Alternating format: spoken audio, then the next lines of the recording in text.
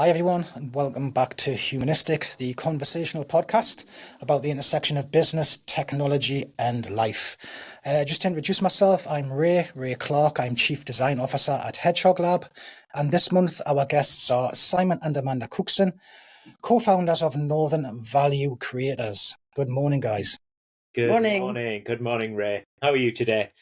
I'm well. Good to see you both. So, firstly, I'd like to kind of start asking about you and your business, and to kind of really kick that off, tell us more about your roles and about your roles within that business.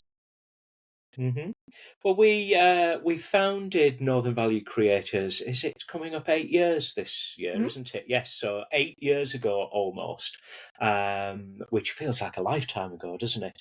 And we are all about helping teams kind of find new levels of performance and innovation by changing the conversations that they have, because that has become a real passion for us in terms of how people interact with one another, how people, on a real simple everyday level, how they talk to each other at work. And that's, we've seen over the years that is the real distinguishing factor, if you like, between a great team and a team that either doesn't do very well or just kind of bumbles along. It really is that kind of, it sounds simple, but how they talk to each other. I think in terms of roles, so when we first started the business, the plan was that Simon was going to do some consultancy around the relationship that you have with clients. And I just trained as a coach, so I was going to be doing coaching. We thought this would be like an umbrella organisation where we'd work independently, but we'd have this name, Northern Value Creators, that would kind of hold our two independent actions. And it was as we were working with a branding company and talking about what we wanted to do, they were like, there's so much that overlaps between the two of you, and why don't you want to kind of just be one business and one thing? And so I think also the business has really evolved. But, if you wanted to kind of get a sense of, well, what does Simon do? What does Amanda do? Simon tends to be on that client-facing, relationship-facing, new opportunities. You're very creative. He's got an absolutely beautiful eye for things. So if anything looks beautifully presented, Simon would have had a hand in it. And then I'm very much more about geeking out on the neuroscience and what's the current thinking about humans and why do humans work that way. And I'm much more on that kind of client delivery, coaching, workshop facilitation side of things. Really interesting. I think some crossovers with the teams and the approach we have at Hedgehog Lab as well. Certainly from that human-centered design approach, where again, things being best done face-to-face, generating great narratives and being open and kind of understanding what those real requirements are. So around that, I'd just like to ask, what do you love about the business that you're running at the moment? Now, I'm going to, as this is all about the human behind the business, I'm going to be completely honest and say that when I was working as a senior leader, we did some profiling, and the guy that was doing this profiling, he said, Amanda, you should be an entrepreneur. You should be running your own business, because my desire to have absolute independence and autonomy and to carve my own path is really, really strong. So what I absolutely love about the business, number one for me personally, is the freedom. So I get to decide what I do, how I work, what I research, where I go. So that's like a big driver for me. And then the second thing that really fills my boots and I love about it is then the impact, and especially when like this week, I've had 3 different clients just independently come to me and say, Amanda, this has made such a difference to me. This has been fabulous. This has had an impact there. So it's lovely as well to be doing something that really works for the way my brain works and is making an impact really and positively making a difference to others. So that's mine. Yeah, and I think similar to your impact answer there, the best thing about what we do is when we're saying a workshop, and you may be doing a workshop with a team of engineers, or people that are very technically minded, and have huge expertise, and to see how they react to some of the stuff that we talk about, some of the concepts around we all don't think the same. We all don't have the same mental model of the world. And therefore, when we listen to each other, we hear different things. We interpret things differently. We bring that perspective in. And to see the kind of, wow, light bulbs going on around, oh, well, that's why when I say X or do Y, I don't get the reaction that I'm expecting. So it's just those little shifts that we make with people, being able to help them change the language that they use and see the impact that makes. That's probably what I love most. Great to hear. And I think that kind of reward and those light bulb moments are great payback and give you guys a great buzz. But I know kind of getting that buzz moment and getting that outcome isn't easy. There's a lot of hard work goes on behind the scenes. What are your kind of daily challenges that kind of I don't say battle against, but the challenges you face daily to get these real great outcomes and success stories? Or are there any themes or anything that you really need to double down on? I love this question because actually I've been thinking about what is it specifically that's the biggest challenge. And I think it's that a lot of people settle for what they've got and they think the way it is how it is. So I'm not a people person. This is never going to be any better than it is. And so the battle that we have is really helping people understand that you don't have to accept things how they are. But also you need to accept responsibility for you, because a key thing that's going to change your world, your results, your relationships is changing the way that you are with others first. So quite often, there will be something that is frustrating somebody. Otherwise, you're not going to come, are you, to coaching or to professional development. And people spend a lot of energy telling me how awful everyone else is and how it's everyone else's fault. And the challenge is really getting that moment of, I guess it's like cognitive dissonance, but that little bit where they suddenly think, oh, hang on a minute, I wonder if this bit about me is actually creating some of that reality. So I think it's that helping people get comfortable with that uncomfortableness. Your team doesn't have to be disengaged. It doesn't have to be hard work. It can be different. So I think sometimes the people who we most need to work with don't know that they need to work with us. Yeah, and I think I'd maybe add into that the perception in some areas, not universal, but sometimes we come up with this idea that the things that we talk about, the things that we teach, are kind of nice to haves.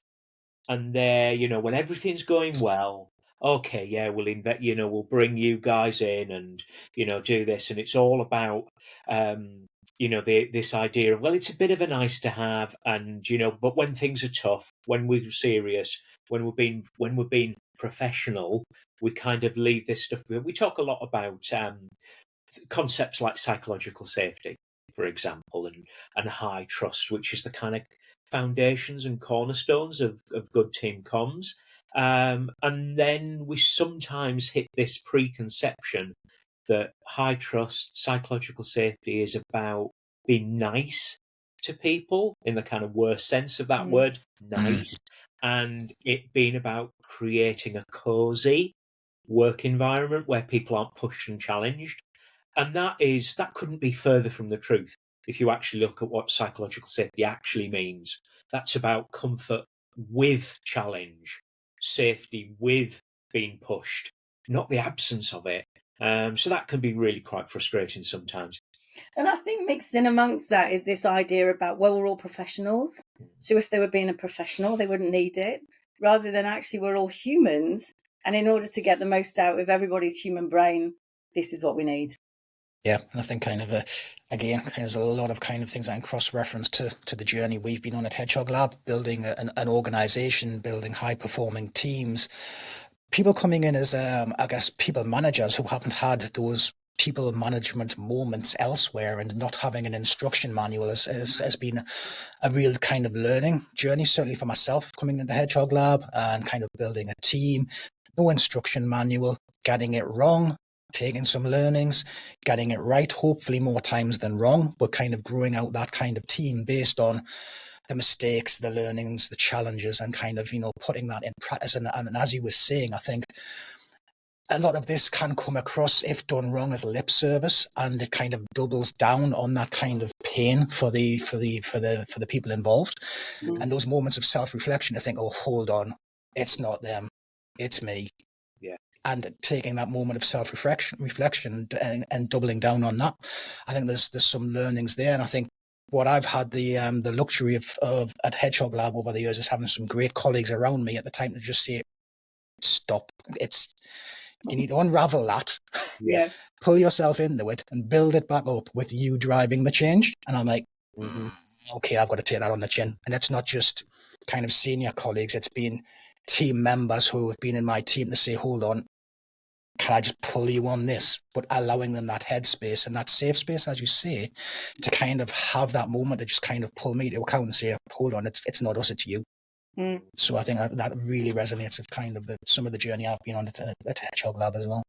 I do think as well, though, Ray, you've picked up on a really important point there that frustrates me, that people are often given management positions because that is their only opportunity to get a bit more pay. And they may have no interest in people, or they may have had no guidance, no training. And I think that we make assumptions that, well, of course you're going to be good with people. Of course you can communicate effectively because you've got a mouth. Of course you're good at listening because you've got ears. Of course you know how to run projects with others because you've run projects that you've delivered yourself. And all of these are skills that we need to learn. And I think that particularly when it comes into things like neurodiversity or environments that people have developed their careers up into, they may never have had modelled to them or explained to them, this is how humans work. This is what you need to get the best out of people. These are your behavioural preferences.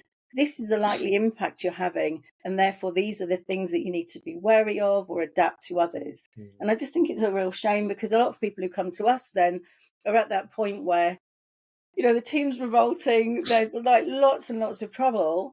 And it could all have been resolved if people have been given a little bit more guidance and support right at the start to just get the fundamentals right. There's too many assumptions, and I think this is, this exists everywhere, but I think it's a particular issue in the tech sector where we often label people and we make assumptions that, okay, they're not a people person, or they don't have enough gravitas, or they're not leadership material. And I think that's completely wrong. You need to give people the opportunity. You need to give people the support. You need to give the people the ability to try these things and the space and support to fail, because nobody gets it right first time. And then see whether that is a career path that they want to go down. So don't force people down a people management path just because that's the only succession plan that you've got in the business. And don't assume because somebody's not done it or somebody likes to wear their headphones a lot in the office that they're not.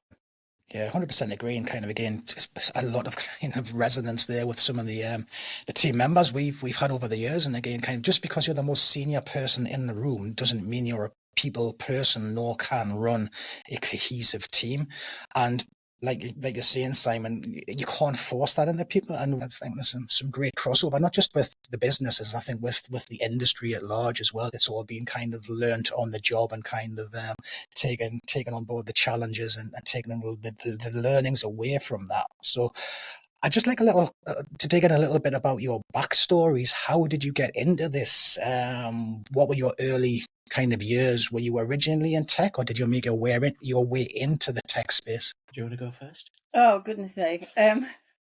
I started off as a teacher, and then I worked for Learn Direct, which was an e-learning kind of e-tech type company, quite a big one. And then I've sort of stayed in that edutech sort of environment ever since. So no, I didn't start in tech. My brother is a very typical kind of techie, and I think that technical world and programmers and savants and all of that kind of environment is very much around me, but is not me.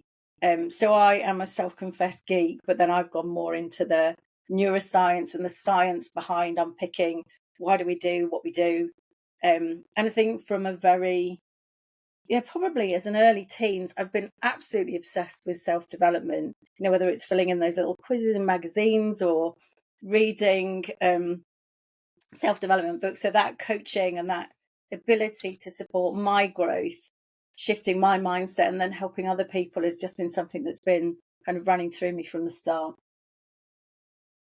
I started out in marketing, was my original profession, I guess. And then I got into more kind of product management from that, and went to work in the year 2000, would be my first kind of tech job, when I went to work for Smile Bank, which was an offshoot of the cooperative. Well, it's still going. It was in those heady .com boom days of 99, 2000, 2001, where there was that massive Wild West type rush to get everything online. So that was super exciting.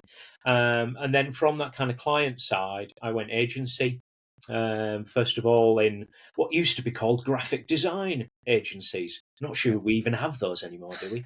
Not so much.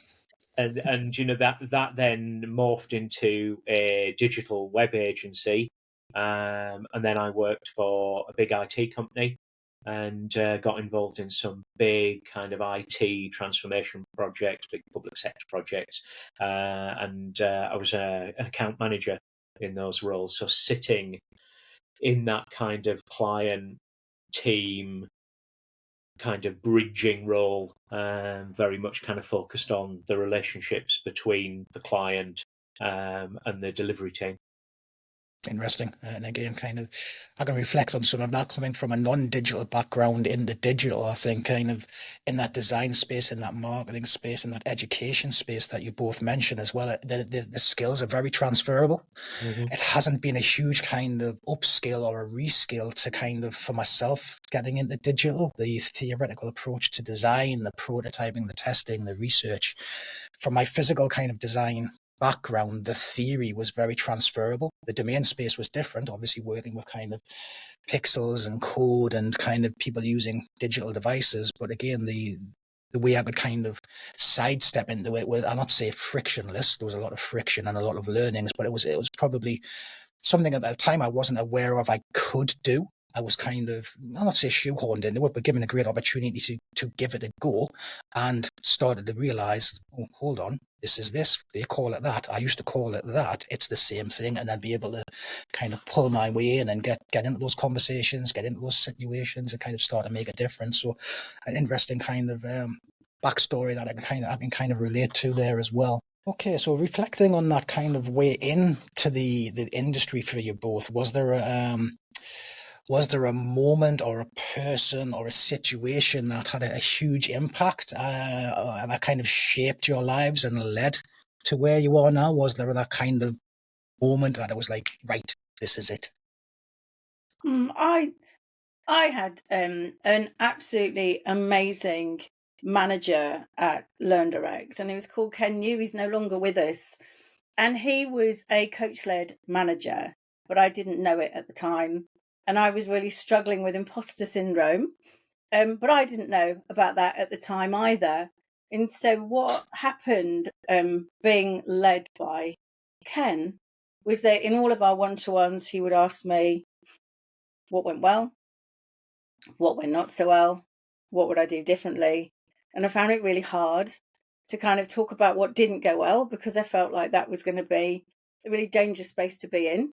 And he really encouraged me to actually reflect, think about what hasn't gone well, because the more you reflect into that, the more learning you can do and the better you're going to get. So through his coaching, I developed a growth mindset, and my career trajectory went from kind of bumbling at the bottom as like coordinator, administrator, to then being head of department. And that was very rapid. And that was through all of his coaching and support. And the other thing that he did was he would ask me, he'd say things like, how I support you and lead you is really important to me, and I want to get it right. So I need you to tell me what I'm doing well, what I'm doing not so well, and what I can do differently. And the first time he asked me, I just, went completely white and felt thoroughly sick. And I thought, well, how can I possibly answer this question? Because whatever I say is going to really might damage the relationship, or is this a trick? Because I had just so little trust in that dynamic. And he demonstrated psychological safety, and he helped me talk about what I needed, and to then uncover the fact that I just needed more reassurance and more support. And I had quite a lot of blind spots in terms of my personality. And we kind of joke but a lot at home that I'm probably a little bit on the spectrum, but I'm not diagnosed. And so some of the way that I relate to others is a little spicy, I guess people would refer to it now. And so he was able to help me build all of that awareness. And I went from somebody who I think, although I do think I'm quite bright, and maybe not always directed in the right place. So I've got lots of potential, but it never seemed to really go anywhere. And I went from being that person to being somebody who was then commanding, a distributed team, millions in budget, winning awards for the work that we did. And that really seeded in me the fact that you're not fixed, that with support and with coaching, it can fundamentally shift the trajectory of someone's career, but also someone's confidence and the way that they interacted them back at home. And that has given me, I think, a model for what good looks like, but also the confidence to really challenge people when they're like, well, no, I just need to tell them, or no, this isn't going to work. I know it will work because it worked for me. Yeah, that's really, really interesting as well. And it's great to kind of see you have that mentor and coach, and now you're paying it off to others down the line as well. It's super interesting to hear how impactful that is for people as well. Mm-hmm. I think for me, if I can be greedy, I'll pick 2 events that are really important. One is a work one, and one is a home one. And the work one is that I was part of a very successful digital agency that within quite a short time, around about 18 months, 2 years, completely imploded on itself. And it was the classic tale of being acquired by a big corporate, and the experience of that acquisition on the culture of the agency. Because the agency, when it was acquired, had all the skills, had all of the opportunities. This was right at the beginning of the shift to cloud services, right in the middle of the kind of mobile app boom. So we're going back kind of 10 years or so. So, the market was huge, growing massively. And the opportunities were there, the skills were there, because we'd been acquired by a big corporate. The funding was there, so everything was in place. But we quite rapidly, it just imploded, and the whole business was shut down. And the reason why that's important is that the biggest factor in all of that, and the biggest factor in the failure, was how people felt and how people communicated. There was a lot of loss of trust, loss of purpose, loss of confidence around what we were doing and why we were doing it. We just lost our place, and that had such a corrosive effect on everything else. It was quite a fascinating, quite horrible to go through at the time. But afterwards, sitting back and thinking about it, really, really important in terms of shaping kind of what I believe today and the things that I, care about and talk about. So that's the first one. The second one is from our home life, and that is adopting 2 kids about 10, our eldest 11 years ago now, and our youngest 8-9 years ago. And that was again, really challenging, process, if you like, really challenging kind of life event, but really enlightening as well, and has really informed how we both think. Because what we had to do is we had to relearn about behavior. We had to relearn about how we think and how we behave, and the fact that we're not always completely rational in what we do and what we say, and how we act out. And we had to go on a real steep learning curve with our kids because they've got quite a lot of challenges. They've got quite a lot of complex things going on in their lives, both physical and mental and mindset wise. And we had to go on a real learning journey to help them, at first survive, and then, thrive. And that again just opened up so much in our way of thinking, and that we've then, funnily enough, then built into what we help people with through work. Yeah, so very interesting. So listening to that, I was going to ask whether the behavioral aspects of kind of both of those environments had kind of helped each other's kind of situation and helped kind of push both of those things forward, learnings from one side influencing the other and vice versa. Yeah, I think it's all really closely interconnected because in a sense it's opened our minds to how does the brain function? How does it function under stress? And then what happens to the quality of your thinking, your perception when you are under stress, and how when you're more self-regulated, you're then able to see more, be more creative, be more in charge of yourself and your life and your choices. So it's all fundamentally linked. And it's helped us understand as well that what people do is they'll use language, they'll manipulate the environment, they'll use behaviours that will activate people into behaving in the way that they want. And so if you think about the workplace as well, because it's all really relevant, if you're constantly have people who don't lean in and listen to what you say, people who find everything that you share irritating, or, there was probably something that you're doing that's creating and activating that in others. And so we've then needed to be really accountable, really responsible. It would have been very easy for us to have just said, oh, well, the children have had a tricky start. It's their problem. It's not us. And actually, it's about then helping us get really kind of regulated, look after ourselves, our self-care, so we can then stay calm and respond in a way that we want to, rather than in a way that our children want to trigger us. And I think that's the same for leadership. Yeah. And I think kind of now you've kind of illustrated both sides, you can see that correlation between the two. I'm certainly thinking of kind of relationships I've had with colleagues, relationships I have with my family, and I'm thinking, yep, that certainly kind of aligns to some of those situations. I hadn't really thought about it around that kind of psychological kind of safe space zone when it comes to kind of some of the parenting things.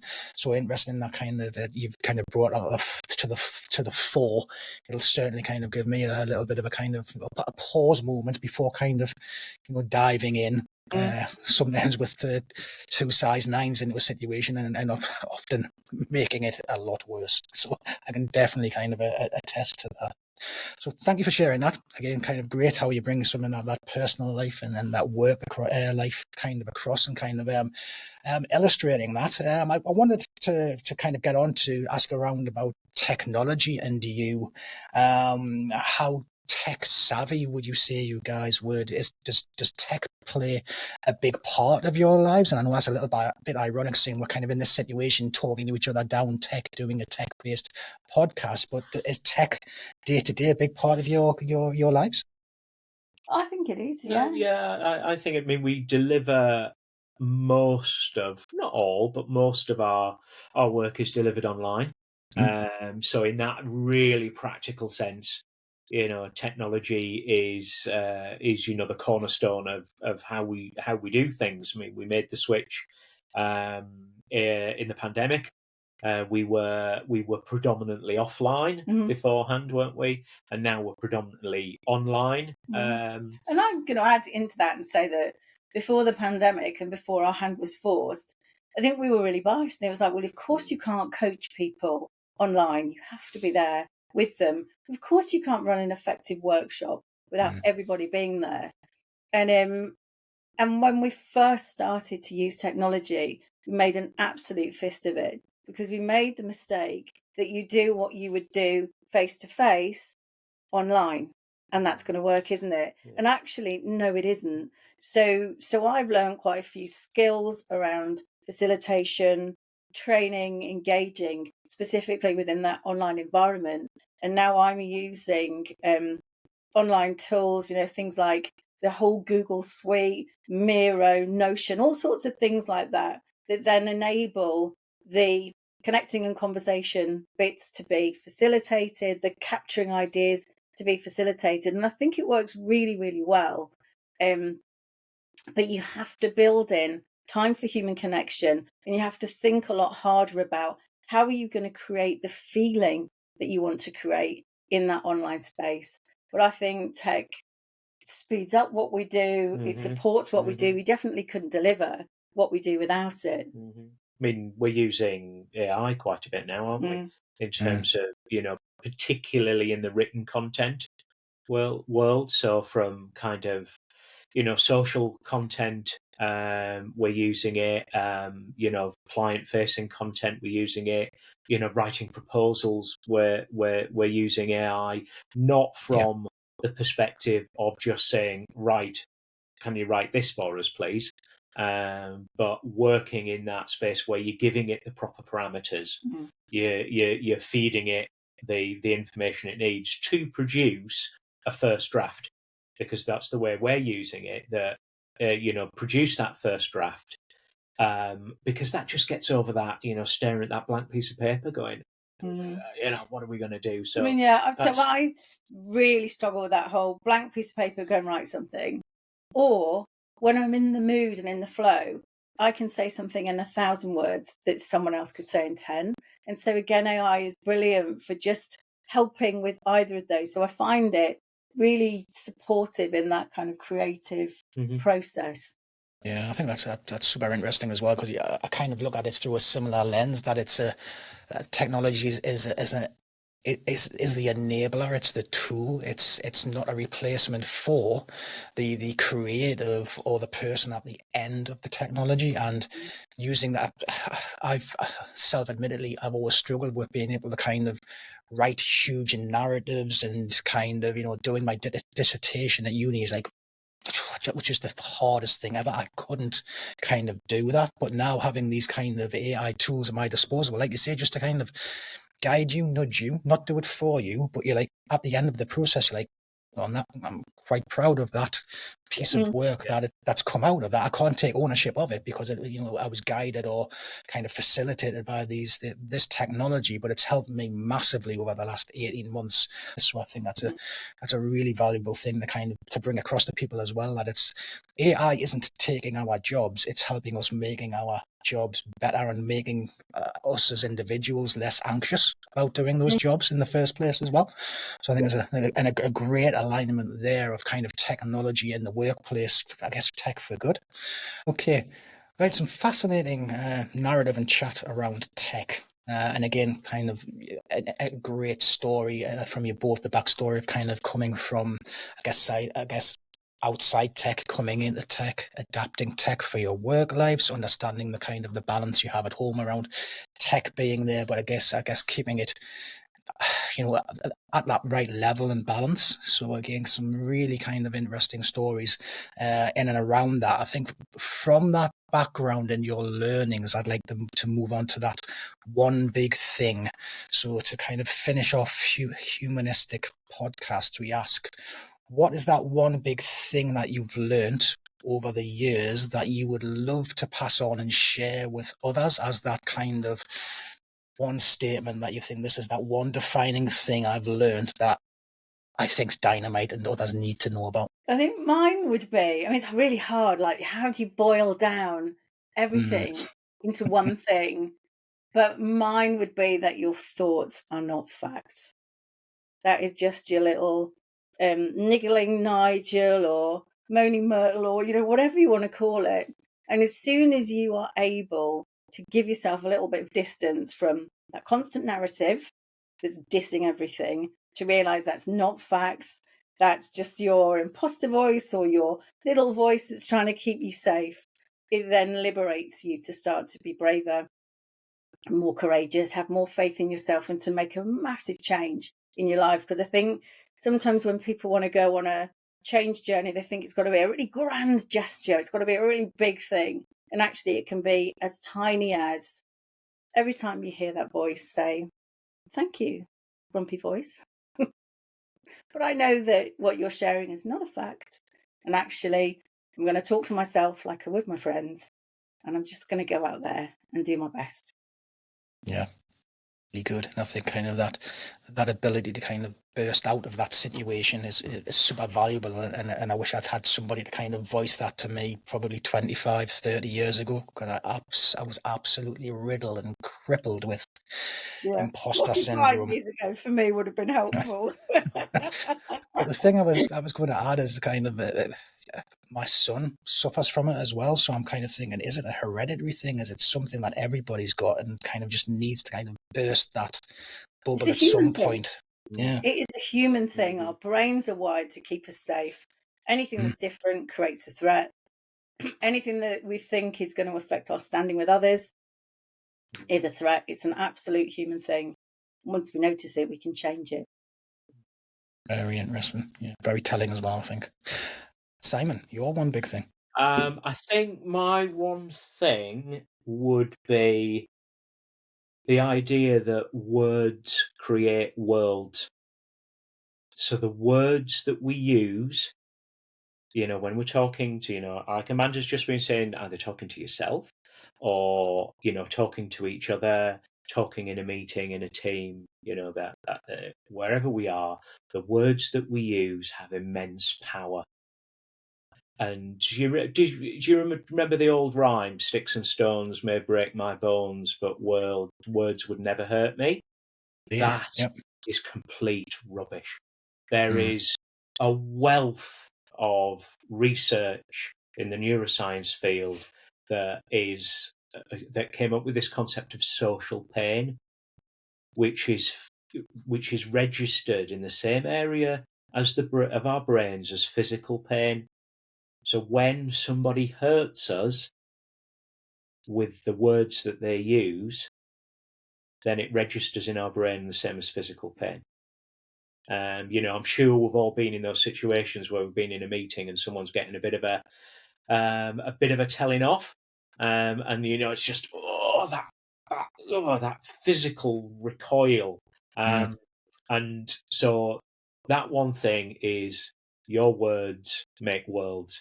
So it's about thinking about the words that we use, choosing the words that we use, and thinking about what we say to one another pays massive dividends. Fantastic, hugely valuable. And I think some real strong takeaways we can all take away from those closing statements. Again, at any stage of our careers, like I say, and I wish we could share these things kind of earlier in kind of certainly my career and had access to the two kind of tools that we have now. So it's a greatly different and improved landscape and industry we're working in now, and for the better of all these kind of cultural kind and people-based advancements as well. So it's great to see people like you kind of really driving those and being advocates and shining that back the tech industry as well. So thank you for that.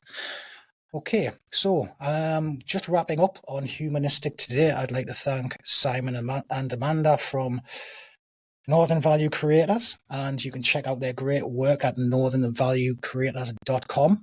Please do that. I've had a look through their website. Some great content on there, some great insights and some great tools you can start looking at and reflecting on yourself right there on the website as well. So I'm wrapping things up now for Humanistic this month. I've been Ray from Hedgehog Lab. First podcast. Absolutely enjoyed it. I'll be adding my name to the list for more down the line. And finally, again, thank you very much, Simon and Amanda. Well, thank you. You've been a perfect host.